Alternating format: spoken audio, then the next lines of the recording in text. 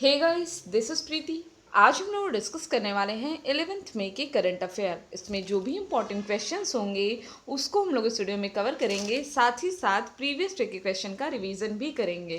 तो मैं चाहूँगी कि अगर आप लोगों ने अभी तक चैनल को सब्सक्राइब नहीं किया है तो चैनल को सब्सक्राइब कर ले, और इसके साथ साथ आप एप्लीकेशन डाउनलोड कर सकते हैं जिससे आप ईजिली करंट अफेयर के मॉक टेस्ट सॉल्व कर सकते हैं। इसके साथ साथ जो भी अदर सब्जेक्ट है उनकी क्लासेस यहाँ पे ले सकते हैं। तो इसको आप डाउनलोड करने के लिए यहाँ पे क्लिक कर सकते हैं या फिर नीचे डिस्क्रिप्शन में आपको लिंक दिया गया है।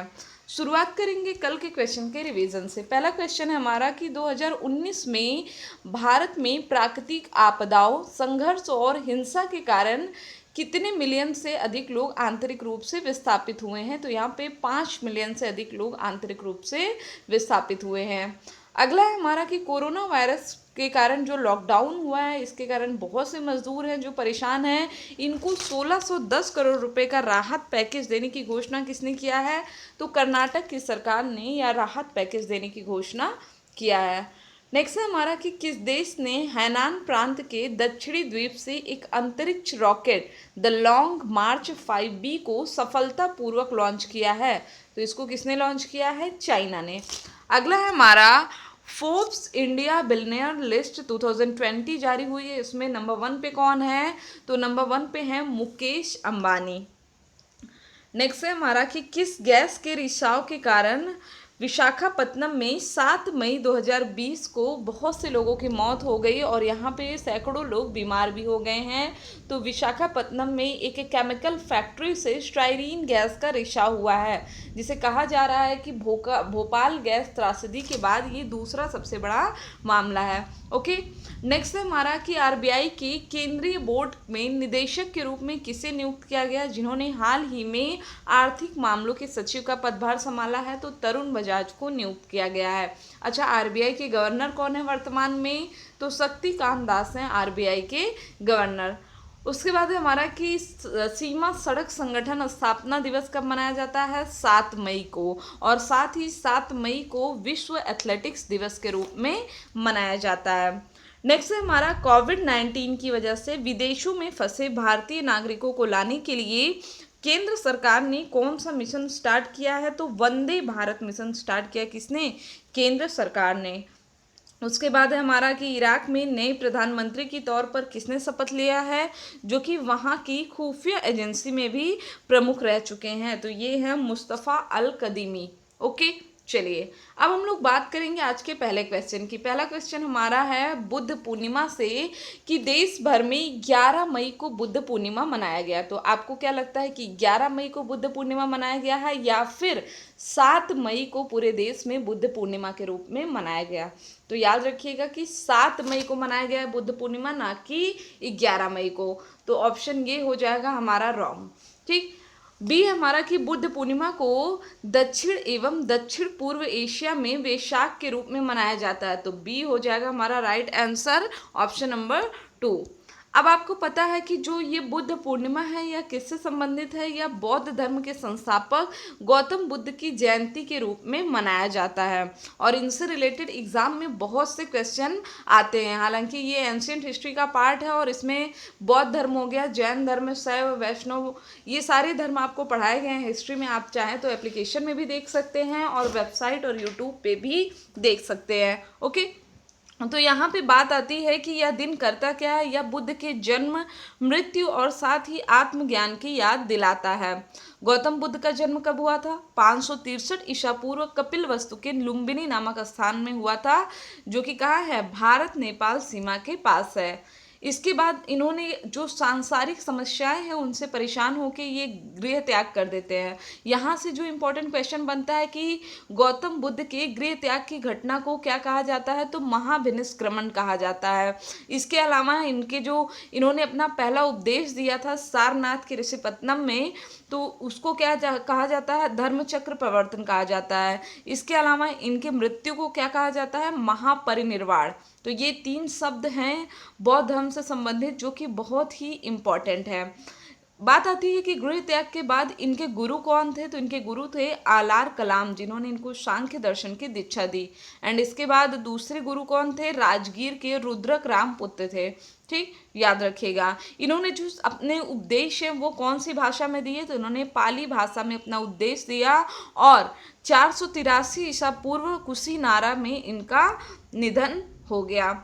अगला क्वेश्चन हमारा कि भारतीय मौसम विज्ञान इंडिया मेट्रोलॉजिकल डिपार्टमेंट ने 5 मई से पीओके बोले तो पाकिस्तान ऑक्युपाइड कश्मीर के किस जगह का मौसम पूर्वानुमान जारी करना शुरू किया है, तो ये गिलगिट बल्चिस्तान और मुजफ्फराबाद। तो राइट आंसर क्या होगा इसमें, ऑप्शन नंबर 4 हो जाएगा राइट आंसर। ये 2 जगह हैं जहां का मौसम पूर्वानुमान अब कौन करेगा, आईएमडी करेगा। आईएमडी किसके अंतर्गत कार्य करता है, तो मिनिस्ट्री ऑफ अर्थ साइंसेस के अंतर्गत आता है। इस डिपार्टमेंट का काम है भारत के लोगों को वेदर फोरकास्ट की जानकारी देना, जिसका हेडक्वार्टर कहाँ पे है, दिल्ली में। अच्छा, ये बात आई कहाँ से, देखिए ये जो एरिया है गिलगिट बल्चिस्तान और ये मुजफ्फराबाद, यहाँ पे अभी पाकिस्तान कुछ टाइम पहले बल्चिस्तान में क्या करना चाहता है कि अभी तो ये पाकिस्तान ऑक्युपाइड कश्मीर है, ठीक है, पाकिस्तान का नहीं है, सिर्फ पाकिस्तान ने कश्मीर के जिस हिस्से को ऑक्युपाई कर लिया है। तो अभी वो यहाँ पे चुनाव कराना चाहता है और इसके लिए वहाँ के सुप्रीम कोर्ट ने भी इजाज़त दे दी है। इस वजह से भारत ने एक संदेश देने के लिए यह शुरू किया है कि ठीक है, हम वहाँ पे वेदर फोरकास्ट करेंगे और अगर आपने इस पर कब्जा करने की कोशिश किया तो ये सही नहीं है। ठीक, तो इसको आप याद रखिएगा। पाकिस्तान को 2 इलाके, 2 रीजन, ये जो इलाका है पाकिस्तान ऑक्युपाइड कश्मीर, इसको 2 रीजन में बांट दिया गया है। एक तो आज़ाद कश्मीर है जहां मुजफ्फराबाद है, और ऊपरी हिस्सा क्या है, गिलगिट बल्चिस्तान। ठीक, याद रखिएगा इसको। अगला क्वेश्चन हमारा कि इंटरनेशनल रेटिंग एजेंसी मूडीज ने फाइनेंशियल ईयर 2020-21 में भारत की जीडीपी ग्रोथ कितना रहने का अनुमान जताया है, तो 0%। अभी तक तो चलो कुछ चल रहा था 1, 2, 0.2, लेकिन अब कितने पे आ गया है, 0%। और ये सारे किसकी वजह से हुआ, लॉकडाउन की वजह से भारत की अर्थव्यवस्था क्या, विश्व की अर्थव्यवस्था में बहुत ही बड़ी गिरावट देखने को मिलने वाली है। लेकिन मूडीज ने ये भी कहा कि 2022 तक भारत तेजी से वापसी करेगा 6.6% के जीडीपी ग्रोथ के साथ। अगर हम लोग डेफिसिट की बात करें, राजकोषीय घाटे की बात करें, तो ये कितना है, 5.5% रहने का अनुमान है। और इससे पहले जो वित्त मंत्री ने कहा था, उन्होंने कहा था 3.5% घाटा रहेगा। ठीक, मूडीज ने बीते साल नवंबर में ही भारत को स्टेबल यानी स्टेबल अर्थव्यवस्था से हटा करके किस में डाल दिया था, निगेटिव में डाल दिया था। ठीक, अब ये देखिए अलग अलग कुछ एजेंसीज हैं जिनकी अलग अलग अनुमान है जीडीपी का, जैसे वर्ल्ड बैंक का है 1.5 से 2.8%, स्टैंडर्ड एंड पुअर्स का है 1.8%, एडीबी का है 4%। अगला है हमारा कि उत्तर प्रदेश कैबिनेट ने कितने वक्त के लिए ज़्यादातर श्रम कानूनों को निलंबित करने का अध्यादेश पास किया है, तो 3 साल के लिए जो ज़्यादातर लेबर लॉ हैं उनको निलंबित कर दिया जाएगा और इसको भेज दिया गया है राष्ट्रपति के पास अनुमति के लिए। ठीक है, इसमें कौन कौन से कानून हैं जो निलंबित हो रहे हैं, तो औद्योगिक विवादों को निपटाना, व्यावसायिक सुरक्षा, श्रमिकों के स्वास्थ्य और काम करने की स्थिति तथा trade union, contractual worker and प्रवासी मजदूरों से संबंधित कानून इसमें शामिल है। अब बात है कि छूट किसको किसको दी गई इस अध्यादेश में, तो इसमें कुछ ही श्रम कानून लागू होंगे जिसमें भवन और अन्य निर्माण श्रमिक अधिनियम 1996, इसके अलावा कामगार क्षतिपूर्ति अधिनियम 1923, इसके बाद है हमारा बंधुआ श्रम प्रणाली अधिनियम 1976, फिर हमारा कि मजदूरी भुगतान अधिनियम 1936। राज्य सरकार ने कहा कि श्रम कानूनों में बच्चों और महिलाओं से संबंधित प्रावधान लागू होते रहेंगे। अगला क्वेश्चन हमारा कि आयुष कवच के संदर्भ में निम्न कथनों की पुष्टि कीजिए। तो यहाँ है हमारा पहला कि उत्तर प्रदेश सरकार ने राज्य के आयुष विभाग द्वारा विकसित आयुष कवच नामक एक मोबाइल ऐप लॉन्च किया है। ठीक, अब कवच है ये, ठीक है, आयुष कवच याद रखिएगा। आरोग्य सेतु था एक जो सेंट्रल गवर्नमेंट ने लॉन्च किया है, और यूपी के स्टेट गवर्नमेंट ने आयुष कवच नाम का एक मोबाइल ऐप लॉन्च किया है, जिसमें इन्होंने अपना उद्देश्य बताया है लोगों को इम्यून सिस्टम के मजबूत करने के लिए उनको उपचार और उपाय प्रदान करना। तो यहाँ पे ये दोनों हमारा सही है, राइट आंसर क्या हो जाएगा, ऑप्शन नंबर 3। अगर हम लोग कोरोना की बात करें तो यहाँ पे आपको पता है कि कुछ टाइम पहले एक स्टेटमेंट आ गया था कि जब तक कोरोना की दवा नहीं बन जाती, वैक्सीन नहीं बन जाती, तब तक हमें कोरोना के साथ रहना सीखना पड़ेगा। ठीक है, तो यहाँ पे अब कुछ चीज़ें कराई जा रही है, जैसे एक तो सोशल डिस्टेंसिंग कराया जा रहा है लोगों को कि लोग एक दूसरे से दूर रहे, जिससे कोरोना का प्रसार ना हो। इसके अलावा लोगों को उनका इम्यून सिस्टम, इन केस अगर कोई व्यक्ति संक्रमित व्यक्ति के संपर्क में आ भी जाता है और उसका इम्यून सिस्टम अच्छा है तो वो अफेक्ट नहीं करेगा। ठीक है, तो इस वजह से सभी राज्य की सरकारें जो है वो इम्यून सिस्टम पे काफ़ी वर्क कर रही हैं कि किस तरह लोगों का इम्यून सिस्टम अच्छा रहे। ठीक है, इसमें बताया गया है कि जो घर में ही रसोई में जो सामान होता है लाइक तुलसी, लौंग, दालचीनी, इनसे इंसान का इम्यून सिस्टम कितना अच्छा हो सकता है। अगला हमारा कि WHO ने कोविड-19 उत्पत्ति और संक्रमण का जिम्मेदार किसे बताया है, तो चमगादड़ को बताया। कुछ टाइम पहले तक चल रहा था कि पेंगोलिन है, लेकिन अब इस बात की पुष्टि हो गई है कि कोरोना का वाहक कौन है, चमगादड़ है। ठीक, लेकिन अभी भी इसका चमगादड़ से इंसान में संक्रमण कैसे फैला इस पे अभी जानकारी पूरी नहीं है और इस पे पता लगाया जा रहा है। हालांकि ये जो जानकारी है ये WHO के पशु रोग विशेषज्ञ पीटर बेन ने 8 मई को दिया। ठीक, अब ऐसा नहीं है कि पहली बार चमगादड़ से कोई बीमारी फैली है। देखिए, चमगादड़ जो होते हैं ना, इनमें बहुत सारे वायरसेस होते हैं, बट इनका इम्यून सिस्टम इतना मजबूत होता है कि इससे इनको कोई बीमारी नहीं होती, जबकि बाकी लोग बीमार हो जाते हैं। लाइक अगर हम लोग केरल में निपा वायरस की बात करें, जो कि अभी रिसेंट की घटना है, ठीक है, तो उसका भी वाहक क्या था, भारतीय फलवच्छी चमगादड़ था।